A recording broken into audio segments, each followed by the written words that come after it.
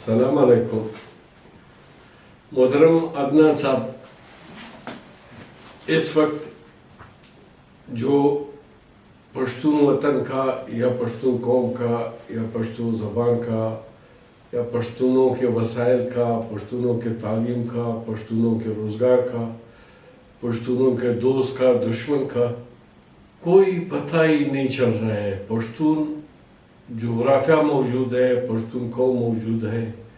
لیکن اس وقت بشمول افغانستان کا دنیا میں کوئی ملک نہ افغانستان کو تسلیم کرتے ہیں،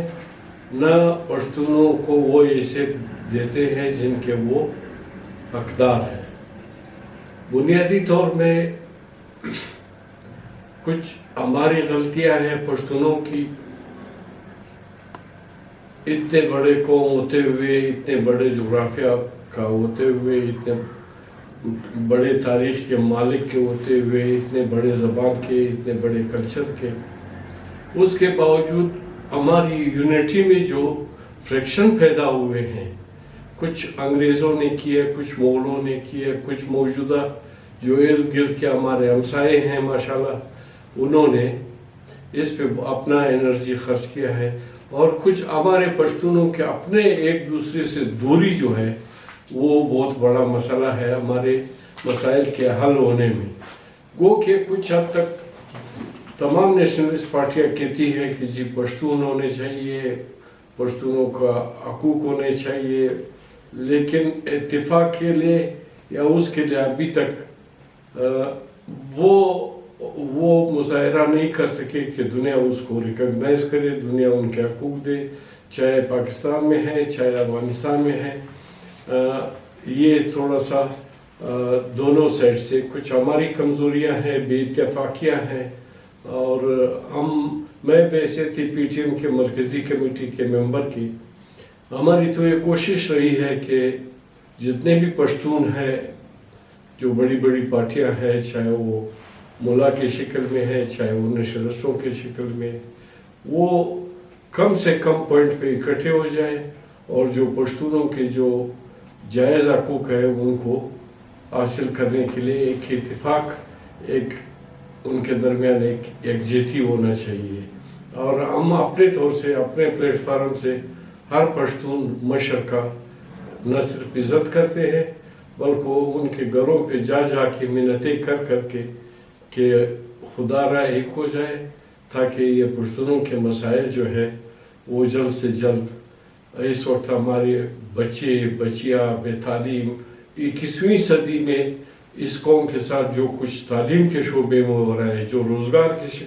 شعبے میں ہو رہا ہے، جو علاج کے اس میں ہو رہا ہے، جو ہمارے وسائل جس پہ دردی سے دنیا کی نظریں ہمارے وسائل پہ لگی ہوئے ہیں، دنیا ہمارے وسائل کی وجہ سے ہمیں مار بھی رہے ہیں، ہمیں وہ پشتوں میں کہتے ہیں ہم مڑ سوم ہم پڑ سوم، تو ہمارے وسائل بھی لوٹ رہے ہیں، ہمارے استحصال بھی کر رہے ہیں، اور ہمارے وسائل بھی لوٹ رہے ہیں، اور بڑے بے دردی سے لوٹ رہے ہیں۔ اور اگر خدا نے پشتونوں میں اتفاق لایا یا پشتونوں نے اتفاق کی طرف قدم بڑھایا، تو اس وقت پشتونوں کے ساتھ تمام وسائل موجود ہے۔ ایسی کوئی بات نہیں ہے کہ پشتونوں کی سرزمین پشتونوں کو روٹی، 2 وقت کی روزگار اور یہ نہ دے سکے۔ یہ اتفاق کی طرف ہمیں بڑھنا ہوگا پشتونوں کو خود، اور یہ خود ہم نے فیصلہ کرنا ہوگا کہ ہمیں کہاں کہاں ہماری کمزوریاں ہیں اور کیا کیا ہمیں کرنا چاہیے۔ کچھ لوگوں کا یہ خیال ہے کہ یہ ووٹ دے، نوکری لے تو نالی بناؤ، یہ پشتونوں کے مسائل نہیں ہیں۔ یا بنگلہ لیو، گاڑی لیو، پریویلیجز لیو، تنخواہیں لیو، ان پہ یہ خوش ہے، ان کا یہ خیال ہے کہ میں نے پورے قوم کے مسائل حل کر دیے۔ وہ اپنے مسائل تو حل کر لیے انہوں نے، لیکن قوم کے جو مسائل ہیں، بہت بڑی قوم ہے، بہت بڑے مسائل ہیں، اس پہ بہت بڑا کام کرنا چاہیے نیشنلسٹ پارٹیوں کو۔ ایک ایک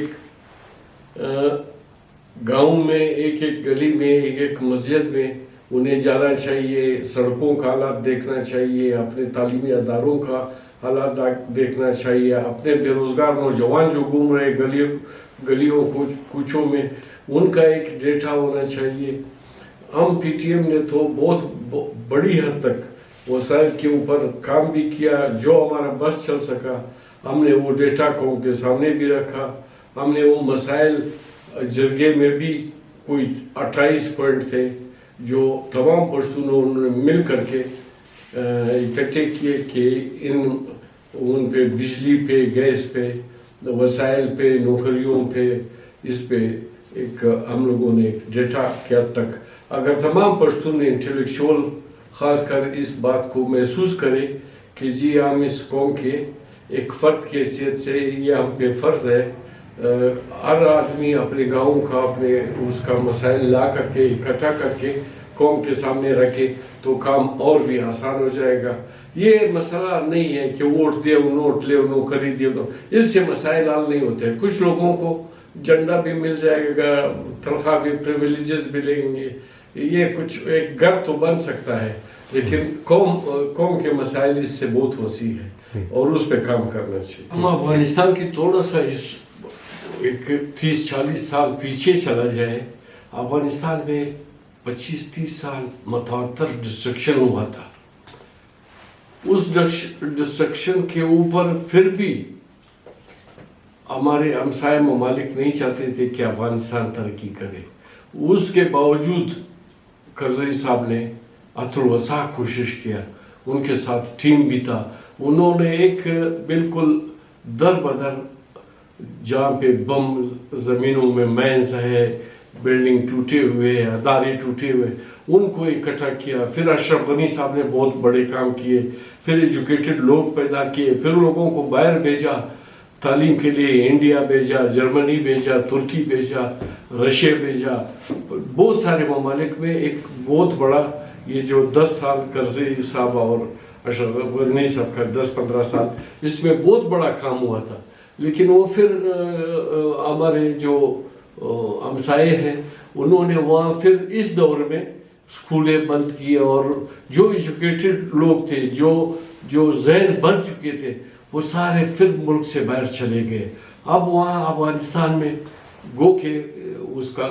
इकनॉमी स्टेबल है, लेकिन इम्प्रूवमेंट उसमें नहीं आ रही है। इम्प्रूवमेंट इसलिए नहीं आ रही है कि वहाँ एक अनपढ़ लोग, जाहिल तो मैं नहीं कहूँगा, अनपढ़ लोग, अब एक आदमी जहाज नहीं जानता है, वो जहाज का हेड बना हुआ है। एक आदमी डॉक्टरी नहीं जानता है, वो हेल्थ का मिनिस्टर बना हुआ है। एक आदमी एजुकेशन के ABC से वाकिफ नहीं है, वो एजुकेशन के PhD के आदमी के ऊपर बैठे। तो इन हालात में जब आप जो काम जिसका अहल है उसके हवाले नहीं करेंगे, इस तरीके से मुलाओं से मस्जिद तो चल सकता है, मदरसा तो चल सकता है, मुल्क मुलाओं का काम नहीं है। न मुला चला सकते हैं, मुला एक एक्सपायर वो मशीन का है, लेकिन वो इस दौर के तकाज़ों को मुला पूरा नहीं कर सकते।